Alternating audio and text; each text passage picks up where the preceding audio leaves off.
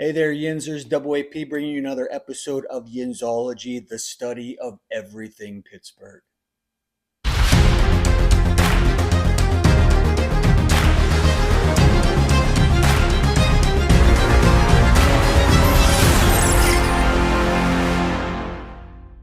Well, friends, I'm just going to come out and tell you this.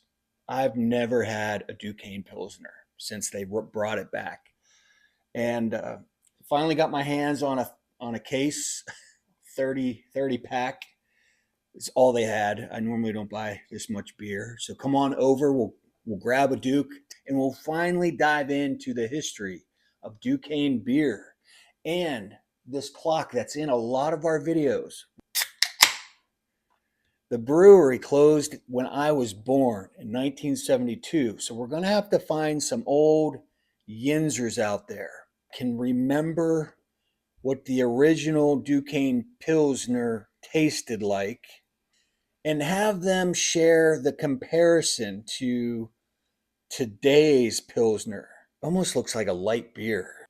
All right, smells good. All right.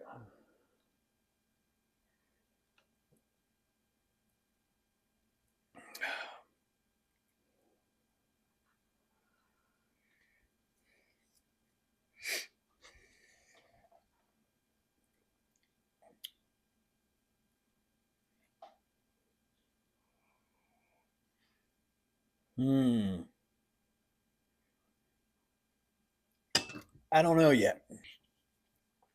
I'm not sure. We'll sip on it. We'll let it marinate, sip on it while we dive into this real quick. Let's take a look at the history here.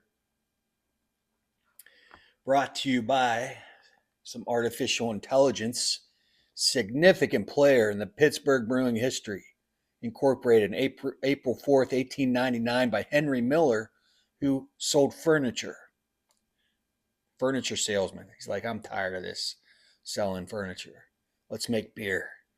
And he named the beer to honor Marquis Duquesne. Real quick, French colonial administrator, Governor General of New France, best known for French and Indian War, establishing Fort Duquesne. All right, back to the beer.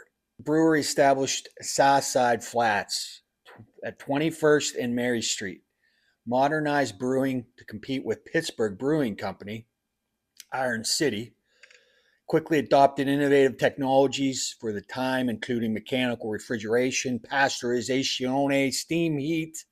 In 1905, Duquesne merged with 16 other regional breweries to form Independent Brewing Company of Pittsburgh. Consolidation, much of the local beer market alongside competitors like Pittsburgh Brewing and Fort Pitt. So they got together and bought up all these smaller little guys to compete with the bigger guys. But then Prohibition, boom, drops a hammer. 1920, forced the company to close after they they attempted to survive by offering near beer. We talked about this in one of our earlier videos way back in the day. Near beer had very little amounts of alcohol. Prohibition was repealed in 1933. The brewery was revived under the original charter, operating its Southside Brewery with satellite plants in Carnegie and McKees Rocks, where I think my father-in-law might have picked up that clock. By 1937, production capacity of 325,000 barrels annually became Pennsylvania's largest brewery. Flagship brand, the Duke, was introduced, later evolving into an iconic Prince of Pilsner's logo with the slogan, "Have a Duke." They expanded significantly post-World War II, 1950. They had a new state-of-the-art brew house down on the south side. If you remember, the giant clock was the largest clock in the world until Saudi Arabia built a clock that was bigger. Boosting production capacity to 2 million barrels, making it one of the top 10 breweries in the U.S. Audienzers don't notice. The brewery's large clock, installed in 1961, became a Pittsburgh landmark. And then they made a risky proposition. They tried to buy out Pittsburgh Brewing in 1965. They tried to knock out the competition. but that was blocked to an antitrust law. They got that shut down, so they never acquired Pittsburgh Brewing. Now that's interesting. I never knew that Duke tried to buy out their competitors, Pittsburgh Brewing, Iron City. That would have been something. Then they had some mismanagement, leadership change in 1966 that weakened the company. 71, the sales dropped. In 1972, when I was born, Duquesne sold its labels to Schmidt and Sons Brewing Company of Philadelphia, closed its flagship plant.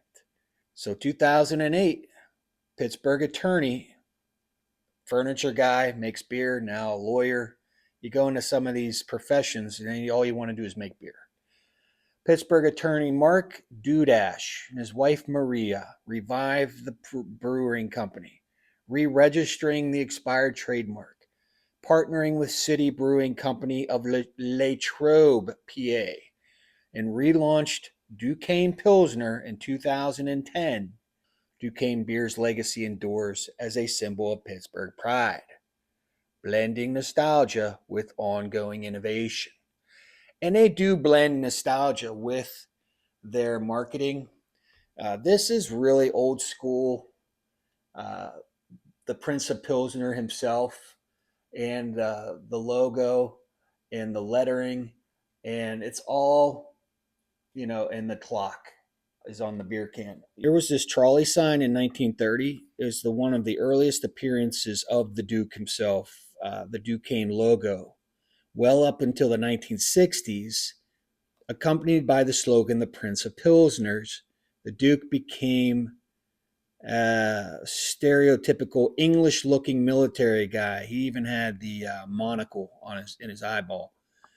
But then later on, he took on a younger look, and he looks kind of like this guy sometimes, but sometimes he looks like this guy. They got a couple different Prince of Pilsners.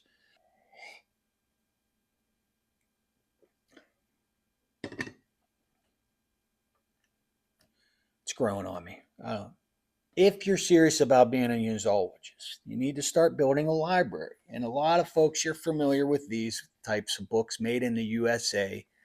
This is Arcadia Publishing, and you find these at your local grocers. They sell these at the grocers, Giant Eagle. They also sell them at Barnes and Nobles and on Amazon's. It's funny, when you go to Barnes and Nobles, depending on what state you're in, like you need to get McKees Rocks in Stowe Township, you got to go to a Barnes and Noble in Pittsburgh. You're not going to find this down south. They're always, or the Italians of Pittsburgh in Western Pennsylvania. But listen, you are a Yinzer and you like beer, you're going to love brewing in Greater Pittsburgh. The photos alone are just worth, look at that. Look at the photos. Beautiful. And so all the photos you're going to see in this video are taken from this book, Brewing in Greater Pittsburgh by Robert A. Munson. Go check it out. Chapter 5, Have a Duke. Here we have an advertisement showing all the unique bottles as of 1934. It had quite a selection. Now, I would have liked to have tried some of these beers. They had a nut brown ale, a Frontenac, along with lesser known Antique and Skibo brands, Mountain State Beer and Mountain State Ale, marketed in West Virginia. The Carnegie brand of beer was produced by Duquesne at its Chartiers Valley plant in Carnegie and its Stowe Township plant in McKees Rocks from 1933 until both plants closed in 1952. And then you got this here signage this is a tin sign from 1930s, Carnegie Pilsner. So when the suburban plants closed down, only the Duquesne and Silvertop brands remained. So before they closed down, they had all these other beers. Now I would have really liked these. Not that I'm not enjoying this. It's going to be top on my list. It's okay. But I would love to see them bring back some of these other ones, like the nut brown ale. If they had that recipe from back in the 1930s, why don't you make a batch of that? The Duquesne Brewing Company was the city's first to market its beer in cap-sealed cone-top can known as the Kego beer, and this started in 1935. Shortly thereafter, it was renamed as the Cano beer and remained in use until the 1950s. The cans were all filled at the company's plant, number 2 in Stowe Township, down in the borough of the Rocks. Now, this here photo shows, this here is in Johnstown, the J-Town. J-Town, Flood Town, had large billboards for the Pittsburgh's Big Three: Duquesne, Iron City, and Fort Pitt. They were the top three beer distributors. They were the top dogs. Although Johnstown is more than 60 miles east of Pittsburgh, they had a large labor force, provided a major market for Pittsburgh beers for many years. Now, this here is a really cool delivery truck that distributed beer all the way down in West Virginia, 1940s. During the company's peak of success in 1940s, Duquesne brand was being sold in 12 different states. The company maintained a fleet of 60 large delivery trucks, which back then, that's really impressive. Duquesne made a short run of bottled Buccaneer beer to celebrate the Pirates, and the Steeler beer to celebrate the Steelers of the 60s, the Pirates winning the World Series. And I bet Jimmy Two-Time would love to have these two bottles sitting in his studio, in his collezione. So there's no doubt about it. We're a mill town producing iron and steel that built just about everything that was to be built in the world. So it was just natural that you were going to have very thirsty people and that you were going to need to satisfy that thirst somehow, some way. So we have a lot of history with beer distributors, with beer. In that huge industry, you had to satisfy that thirst. And I think we take it for granted nowadays. Unless you are an entrepreneur, unless you're in your garage or maybe you're trying to make it as someone who's making beer, we kind of take it for granted. We have all these microbreweries and craftsman brews, these craft brews all around that we can sample and taste. All these, they're just all around. We take them for granted, but hey, someone had to pave the way. So kudos to the folks who took a chance to bring some of these recipes back, these old recipes back from the golden age, so we could taste a little bit of history. I think it's a beautiful thing. Next time you and I, friend, meet up, we'll grab a Duke. And until next time, I'm Double AP, and I'm out.